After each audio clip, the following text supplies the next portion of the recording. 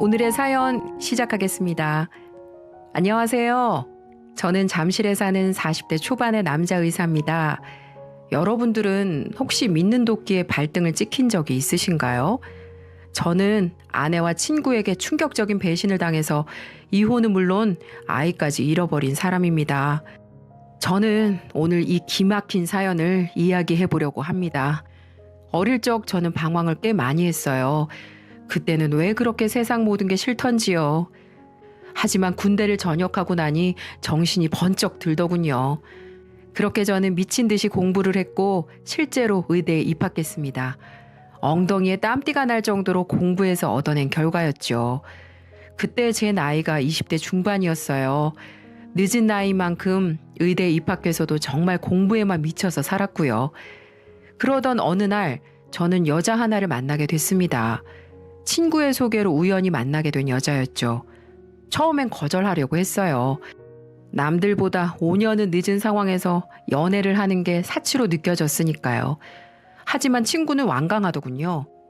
아, 진짜 내 말 믿고 한 번만 만나보라니까. 그러면 너 나한테 평생 감사하게 될걸? 진짜야. 그러니까 그냥 바람 쐰다는 생각으로 나가봐. 도대체 이놈이 왜 이러나 싶었지만 오죽하면 이렇게 말할까 싶어 저는 아까운 시간을 쪼개 소개팅에 나갔답니다. 그런데 이게 웬걸? 저는 살면서 본 여자 중에 가장 아름다운 여자를 만나게 됐답니다. 저보다 5살 연하인 그녀는 성품마저 고왔어요. 절대로 놓치면 안 된다는 생각에 적극적으로 구애했고 저는 그녀와 사귀게 되었답니다. 그녀와의 연애는 정말 행복했어요. 특별한 것 없이 벤치에 앉아서 도란도란 얘기만 나눠도 세상 부러울 게 없었으니까요. 하지만 문제가 아예 없는 건 아니었어요. 문제의 원인은 바로 제 지갑 사정이었고요. 저는 늦깎이로 대학생이 되었기 때문에 돈이 없었거든요. 그래서 남들보다 더 공부해야 했고 과외는 꿈도 못 꿨죠. 자연스럽게 저는 가난하게 살아야 했고 데이트 비용을 부담할 수도 없었어요. 궁핍한 저를 위해 아내는 대부분의 데이트 비용을 부담해 주더군요. 심지어 어떤 날에는 텅 빈 제 지갑에 돈을 넣어주기도 했고요. 너무 미안하기도 하고 고마웠답니다.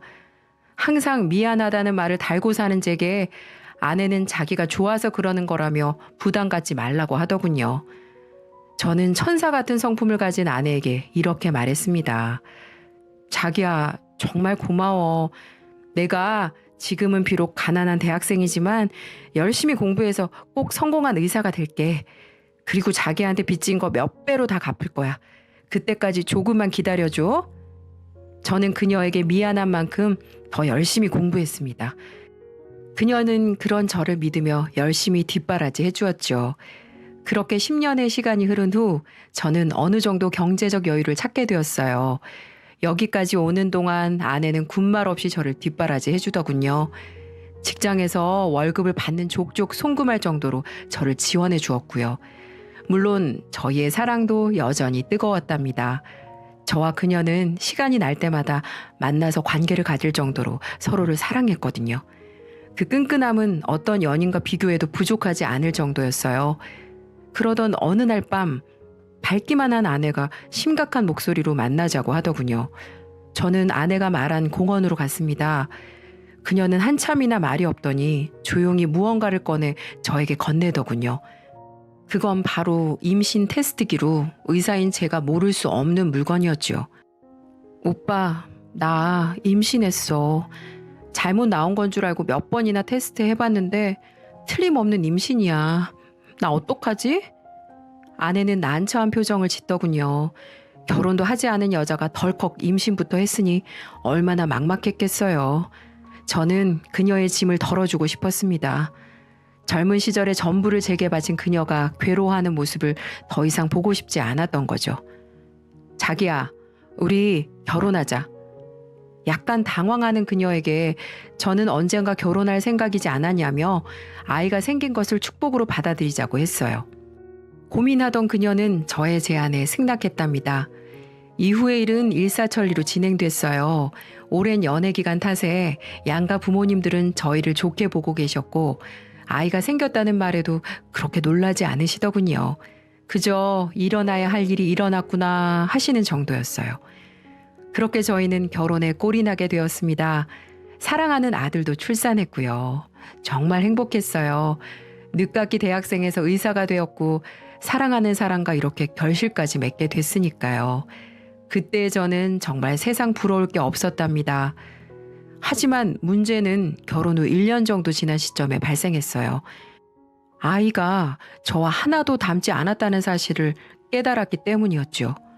처음에는 크고 나면 내 얼굴 나오겠지 하고 지나쳤는데 시간이 지나면 지날수록 의아함이 커지더군요.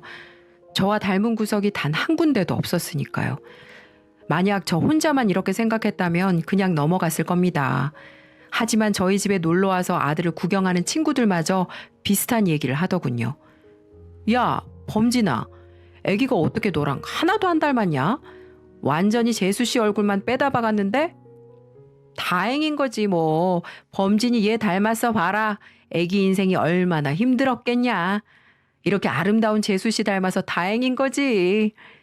당연히 친구들은 농담으로 하는 얘기였어요. 남자들끼리는 그런 이야기들을 흔하게 하니까요. 하지만 저는 웃을 수 없더군요. 남들도 비슷하게 느끼는 건가 하고 미심쩍음만 더 커졌으니까요. 문제는 5세가 되어 유치원에 갈 나이가 되자 더 커졌답니다. 아무리 긍정적으로 보려고 해도 아이는 저와 닮은 구석이 하나도 없었거든요. 일반인이라면 그냥 넘어갔을지도 모르겠지만 의사인 저로서는 도저히 그냥 넘어갈 수가 없더군요. 그래서 저는 친자 확인을 하기로 결정했습니다. 물론 아내에겐 비밀이었고요. 제 아이라는 것을 의심한다는 건 아내가 외도했다는 것을 의심하게 되는 거고, 그랬다간 끈끈한 부부 금술이 완전히 박살날 수도 있는 일이니까요. 아무튼 저는 제 머리카락과 아이의 머리카락을 뽑아 유전자 검사에 들어갔답니다.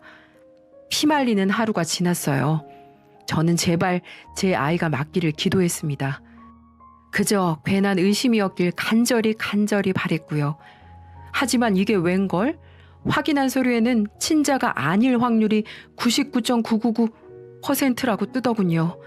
하늘이 무너지는 듯한 심정이었습니다. 실제로 다리가 풀린 저는 잠시 동안 걷지를 못하겠더라고요. 5년 동안 키운 아이가 친자식이 아닌 것으로 밝혀졌으니까요. 그렇다면 아내가 제가 아닌 다른 사람과 관계를 가졌다는 건데 그것도 믿기가 힘들더군요. 저에게 그렇게 헌신적이었던 아내가 그럴 리가 없었으니까요. 솔직히 다 부정하고만 싶었습니다. 사실을 인정하면 너무 아플 테니까요. 하지만 저는 모든 사실을 까발리기로 결정했답니다. 다른 남자와 노란한 여자, 그리고 제 씨도 아닌 아이와 더 이상 함께 살 수는 없을 테니까요. 집으로 돌아가니 아내가 맛있는 저녁 식사를 차려두었더군요. 아내는 얼른 먹자고 말했지만 저는 손가락 하나 까딱하지 않았어요. 밥을 먹을 기분이 아니었죠. 저는 아내를 바라보며 말했답니다. 당신, 나한테 뭐 숨기는 거 있으면 지금이라도 말해. 만약 지금이라도 솔직하게 말하고 용서 구하면 나 역시 모든 걸 묻고 봉사하는 심정으로 조용히 살 테니까. 사랑하는 아내의 얼굴을 보니 마음이 약해졌고 저는 아내에게 한 번의 기회를 주기로 했어요. 그래서 솔직히 다 털어놓으라고 말했죠. 만약 아내가 용서를 구하고 평생 죄인의 심정으로 살아간다면 저는 모든 것을 묻을 생각도 있었거든요. 당신 지금 무슨 말 하는 거야? 숨기는 거라니. 내가 당신한테 숨기는 게 어딨어. 또 지금까지 당신이랑 떨어진 적이 한 번도 없었는데 갑자기 왜 생사람 잡고 난리야? 하지만 아내는 제 생각대로 하지 않더군요. 오히려 저를 생사람 잡는 나쁜 사람으로 몰아가게 이르렀죠. 참아왔던 분노가 폭탄처럼 뻥 하고 터졌습니다. 저는 음식들이 소담스럽게 차려진 식탁을 엎었습니다. 아내가 정성을 담아 차린 식사가 엉망이 되고 식기들이 깨지면서 요란한 소리를 냈어요. 하지만 제게 있어서 그런 건 눈에 들어오지도 않았습니다. 이 뻔뻔하기는 생사람? 혼자 더러운 짓거리 다 저질러 놓고 생사람? 야, 이 여편네야. 네 눈으로 똑똑히 봐. 네가 어떤 짓거리를 저질렀는지 똑바로 눈으로 보라고. 저는 그렇게 말하고 서류를 내밀었어요. 그때까지만 해도 아내는 영문을 모르는 눈치였습니다. 그저 제가 왜 식탁을 엎는지에 대해 놀랄 뿐이었고요. 하지만 서류의 내용을 천천히 읽어내려가면서 아내의 낯빛이 차츰 변하기 시작하더라고요. 저는 그 얼굴을 보고 아내의 불륜을 한 번 더 확신했어요. 만약 서류가 터무니없는 거라면 그녀는 곧장 부정을 했을 테니까요. 누구야? 대체 어떤 놈이랑 붙어 먹은 거야? 말해. 당장 말하라고. 저는 길길이 날뛰며 아내에게 폭언을 가했습니다. 실제로 아내와 붙어먹은 놈 찾아가 죽이고 싶은 심정이었고요. 상황을 파악한 아내가 무릎을 꿇더군요. 찌개 국물이 옷에 스며들었지만 그녀는 신경도 쓰지 않았답니다. 미안해 여보. 정말 이럴 줄은 몰랐어. 정말 미안해. 한 번만 용서해줘. 아내는 손이 발이 되도록 싹싹 빌더군요. 하지만 머리끝까지 치솟은 화를 식힐 수는 없었어요. 미안해? 미안한 줄은 알아? 그런 사람이 나를 깜쪽같이 속이고 다른 놈이랑 붙어 먹었어? 왜? 조용히 넘어가면 내가 바보처럼 속아 넘어갈 줄 알았니? 됐고, 얘 애비가 누구야? 대체 제 애비가 누구냐고? 저는 제게 비는 아내에게 계속해서 윽박질렀어요. 아니, 이제 아내도 아니었죠. 풋풋하던 20대 시절부터 사귄 아내는 상간녀에 불과했고 소중한 아들은 제 핏줄이 아닌 것으로 밝혀졌으니까요. 여보, 그게... 얼굴이 사색이 된 아내는 사실을 털어놓더군요. 증거가 없다면 모를까. 친자 불일치 서류가 이렇게 눈앞에 떡하니 있는데 거짓말을 할 수는 없었겠죠. 그렇게 저는 아내가 하는 기막힌 얘기를 들었답니다. 그리고 거대한 충격에 빠지고 말았네요. 왜냐하면 바람의 대상은 다름 아닌 제 고등학교 동창이었거든요. 연애하던 시절 저는 가장 친한 친구들에게 아내를 소개해 주었거든요. 언젠가 결혼할 거라고 생각했기에 미리 눈도장을 찍어둘 생각이었죠. 그 자리를 시작으로 저희 커플과 친구들은 자주 보면서 친하게 지냈답니다. 밥과 술을 먹는 건 물론이고 함께 여행을 다니며 오랫동안 추억을 쌓았죠. 문제는 그중에 승우라는 놈이 바람의 대상이라는 점이었어요. 승우는 배드민턴 선수 출신으로 얼굴도 잘생기고 몸도 아주 좋은 녀석이었거든요. 그러다 보니 여자한테 인기도 많았고 제 아내도 거기에 넘어간 거죠. 물론 아내가 처음부터 그 놈을 좋아한 건 절대 아니라고 하더군요. 처음엔 그저 제 친구로만 받아들였대요. 하지만 저와의 연애가 지속되니까 슬슬 권태를 느꼈고 얼굴도 잘생기고 몸도 좋은 승우에게 호감을 느꼈다고 합니다. 그리고 결혼하기 몇 개월 전부터 사귀기 시작했다더군요. 당연히 관계도 가지게 되었고요. 미안해 여보. 하지만 난 정말 승우 씨 아이라고는 상상도 못했어. 당신이랑 매일 같이 붙어 있었는데 어떻게 다른 사람의 아이라고 생각할 수 있겠어. 아내는 그놈의 아이인 줄은 정말 꿈에도 몰랐다고 하더군요. 저와 대부분의 시간을 붙어 있었고 승우 녀석과 만난 시간은 현저히 적다는 게 그 이유였어요. 저와 자주 붙어 있으니 당연히 관계 갖는 시간이 많았고 그런 상황에서 제 아이가 아니라 승우의 아이라고 생각하긴 어려웠다더군요. 미안해 여보. 내가 정말 죽을 죄를 지었어. 하지만 당신을 속일 생각은 없었어. 내가 만약 그 사람의 아이인 줄 알았다면 임신 사실도 알리지 않고 어떻게든 해결했겠지. 미안해. 아내는 계속해서 제게 빌었답니다. 바람을 피운 건 맞지만 저를 속일 의도는 없었다며 항변하더군요. 하지만 저는 그 말이 더 어이없게 느껴졌고요. 나 참 속일 생각이 없었다고? 그놈 아이인 줄 알았다면 임신 사실을 알리지 않았을 거라고? 그걸 지금 말이라고 해? 지금 그걸 남편이라는 사람한테 하는 변명이니? 이 쓰레... 저는 소리를 지르며 아내의 뺨을 세차게 후려쳤어요. 갸냘픈 몸이 쓰러졌지만 동정심은 들지 않더군요. 천인 공노할 죄를 저지른 사람이니까요. 저는 그대로 집을 나섰습니다. 제 아내를 건드린 승우 녀석을 잡아 어떻게든 할 생각이었죠. 승우의 집에 찾아가 문을 두드렸어요. 하지만 승우는 나오지 않고 재수 씨만 나오더군요. 어머, 범진 씨, 이 밤중에 무슨 일이세요? 혹시 저희 남편 만나러 오셨어요? 어떡하죠? 남편 오늘 야근하느라고 자정이나 돼야 집에 온다던데. 승우는 집에 없었습니다. 하필 오늘따라 늦게까지 야근을 하더군요.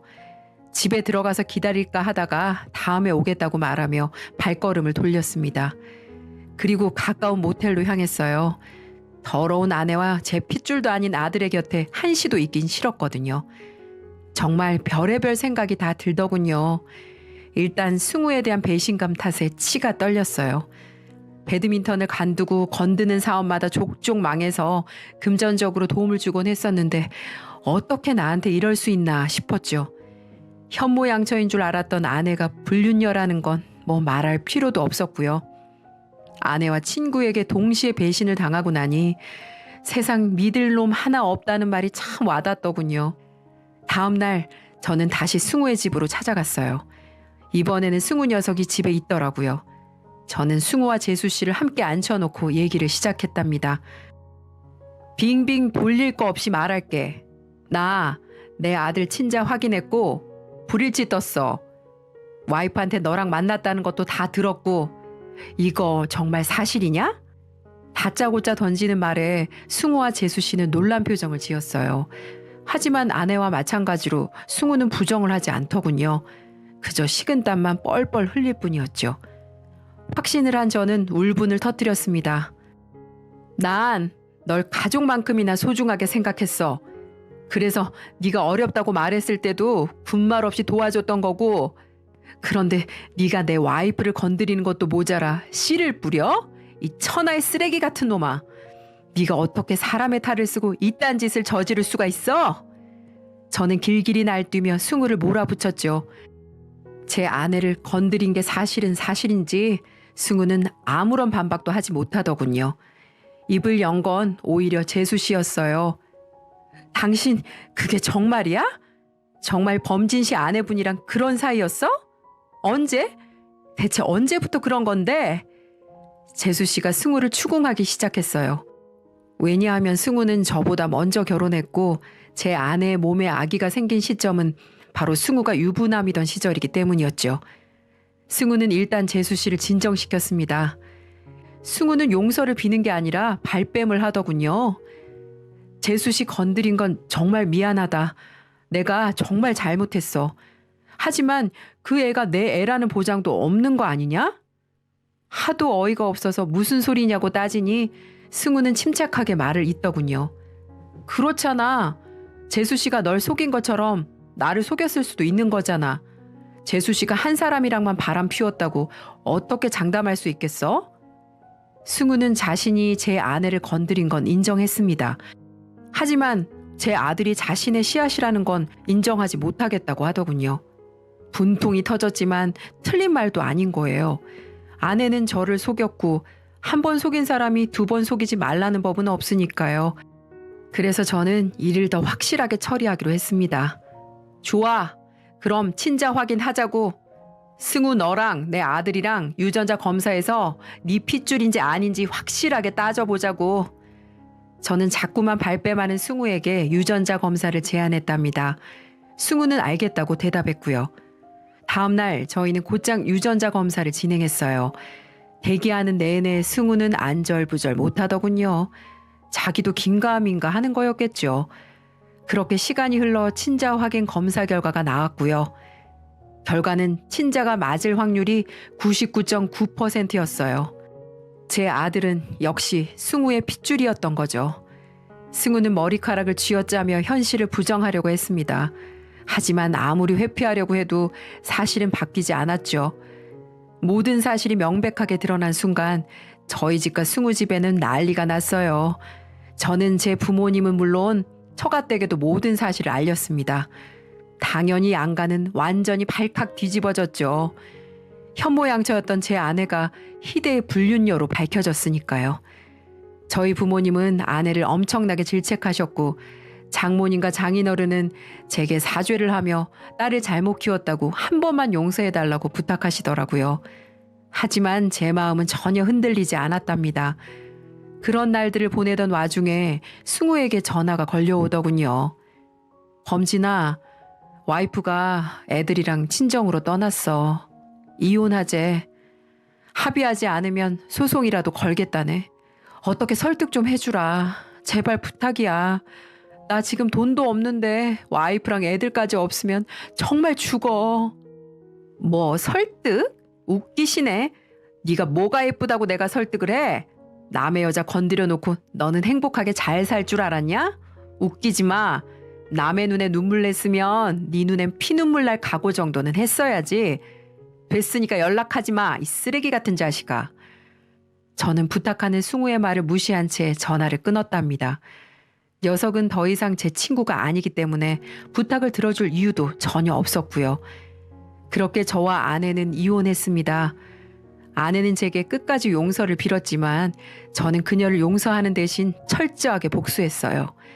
일단 저는 이혼 소송과 동시에 위자료 청구 소송을 걸었죠.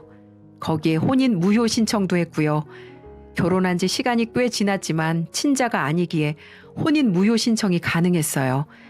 제 자식이 아니라서 당연히 양육비를 지급할 의무도 없었고요. 그 과정에서 아내는 엄청나게 괴로워했습니다. 하지만 일말의 동정심도 느껴지지 않더군요. 오히려 더욱 매몰차게 굴었죠. 제가 겪었던 아픔의 몇 배를 돌려주고 싶었으니까요. 그렇게 저는 재산 분할은커녕 위자료에 대한 부담만 준 채 아내를 제 집에서 내쫓았습니다. 그렇게 아내와의 인연은 끝이 났죠. 제 긴 사연은 여기까지입니다. 지금 이 사연 들으시는 분들도 저와 같이 바보 같은 일은 절대 겪지 마세요. 현명한 인생 사시기 바랍니다. 지금까지 제 이야기 들어주셔서 감사합니다.